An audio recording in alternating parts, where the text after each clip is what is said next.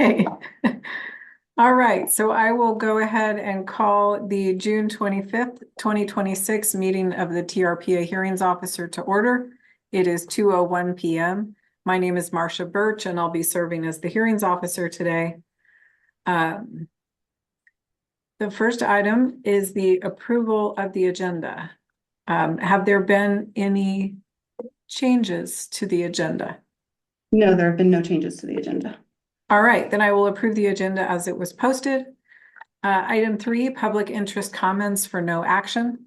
At this time, members of the public may address the hearings officer on matters within the agency's jurisdiction that are not listed as public hearing items on this agenda. If you wish to comment on a public hearing item, please do so when that item is called. The hearings officer is prohibited by law from taking immediate action on or discussing issues that are not listed on the agenda. Jessica, are there any members of the public in the room? There are no members of the public in the room, and there's no members of the public online. Would you like me to make the statement anyway? Let's go ahead and do that. Okay. Any members of the public wishing to address the hearings officer, please raise your hand now by raising your hand if you're in the room, or by clicking on the raised hand button at the bottom of your Zoom screen. There are no hands raised to comment. All right. Thank you, Jessica. I will close public interest comments. Next item, announcement of appeal rights. Any decision of the hearings officer is appealable to the TRPA governing board. The notice of appeal, which can be found on TRPA's website, and associated fees must be filed within 21 days of the hearings officer's decision. All right, that brings us to our public hearing items. We have one item today.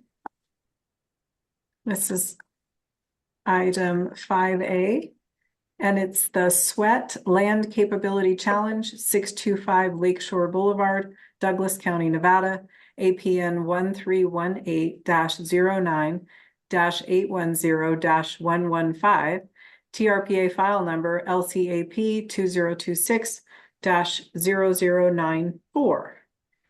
And I believe Trevor is going to present this for us. That's correct. Okay. Trevor Smith. Yep. Can I go ahead? Yes, please do. All right. Trevor Smith, planner with TRPA for the record. I'm standing in for Julie Roll today. The project being considered today is a land capability challenge.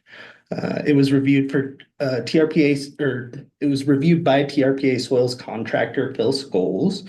And based on his evaluation, staff recommends changing the land capability from entirely Class 4 to a combination of Class 4 and Class 6. Phil was not able to join us today, so I'll provide a brief summary of the findings. The 1974 soils survey maps this property as Class 4 with a Cagwin rock outcrop soil type.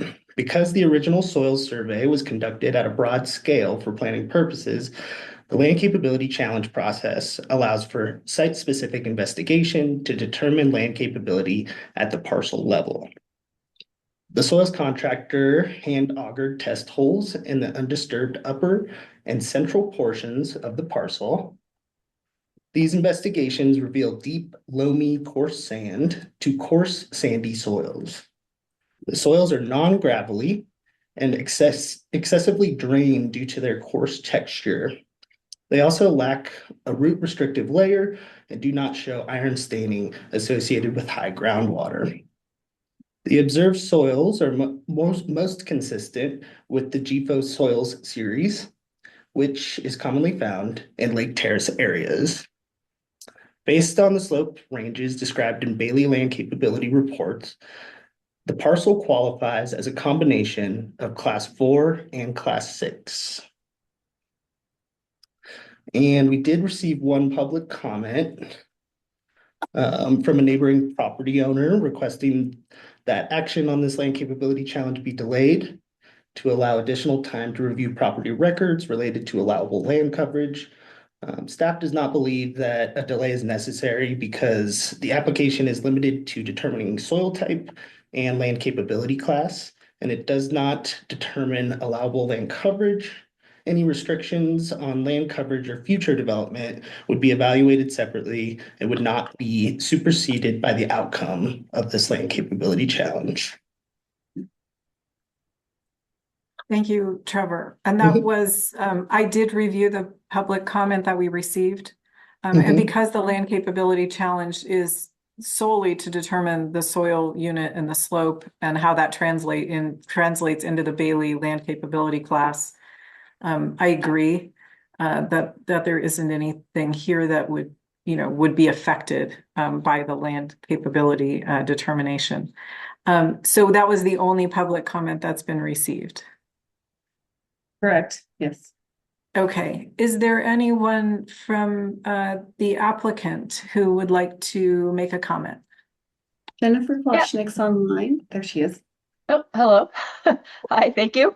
Yeah, thank you, Trevor, for jumping in and going over that. And yeah, you've already said what I was going to say to follow up on the public comment. I did reach out to the person at Trevor's suggestion, thinking or laying out kind of the history, just to clarify that it has no effect on his parcel.